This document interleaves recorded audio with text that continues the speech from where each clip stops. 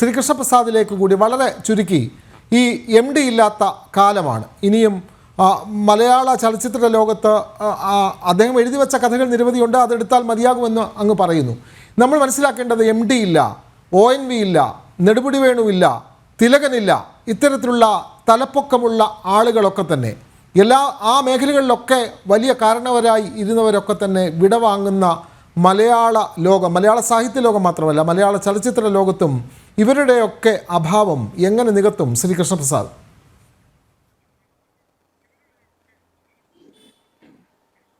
അവർക്കാർക്കും പകരം വെക്കാൻ ഒരിക്കലും മലയാളികൾക്ക് പകരം വെക്കാൻ ഒരാളെ ഉണ്ടാവും ഞാൻ വിശ്വസിക്കുന്നില്ല.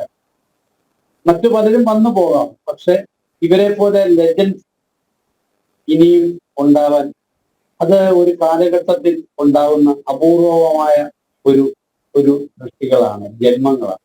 ആ ജന്മങ്ങൾ നമ്മളിൽ നിന്നും നഷ്ടപ്പെട്ടതിന്റെ വേദന നമ്മൾ മനസ്സിലുണ്ടെങ്കിലും അവർ നമുക്ക് സംഭാവന ചെയ്ത ചലച്ചിത്രങ്ങളിലൂടെയായാലും സാഹിത്യത്തിലൂടെയായാലും അവർ നമുക്ക് നൽകിയ ആ ഒരു സംഭാവനകളായിരിക്കും ഇനി നമ്മളെ മുന്നോട്ട് നയിക്കും. തീർച്ചയായും MD ജീവിച്ചിരുന്ന കാലത്ത് ഞങ്ങളും ജീവിച്ചിരുന്നു എന്ന് പറഞ്ഞ് അഹങ്കരിക്കാൻ കഴിയുന്ന മുഹൂർത്തം മാത്രമാണ് നമുക്ക് ഈ അവസരത്തിലുള്ളത്. മലയാളത്തിൻ്റെ സ്വന്തം വിശ്വസാഹിത്യകാരൻ MD കാലത്തിൻ്റെ മഞ്ഞിൽ മറയുന്നു. മലയാള സാഹിത്യ നാലുകെട്ടിൻ്റെ ഉമ്മറത്തെ ചാരികസേരയിൽ മാടത്ത് തെക്കേപ്പാട്ട് വാസുദേവൻ നായർ എന്ന കാരണവർ ഇനിയില്ല. എങ്കിലും MD സമ്മാനിച്ച ഇരുട്ടിൻ്റെ ആത്മാവ്, വാനപ്രസ്ഥം, ഒരു വടക്കൻ വീരഗാഥ, പെരുന്തച്ചൻ, വൈശാലി, സതയം, പഴശ്ശിരാജ തുടങ്ങിയ നിരവധി ചലച്ചിത്ര കഥകളിലൂടെയും കാലം, മഞ്ഞ്, രണ്ടാമൂഴം, അസുരവിത്ത് തുടങ്ങിയ നോവലുകളിലൂടെയും അദ്ദേഹം ജീവിക്കുമെന്ന് ഉറപ്പാണ്. MD കഥയുടെ പെരുന്തച്ചൻ തന്നെ.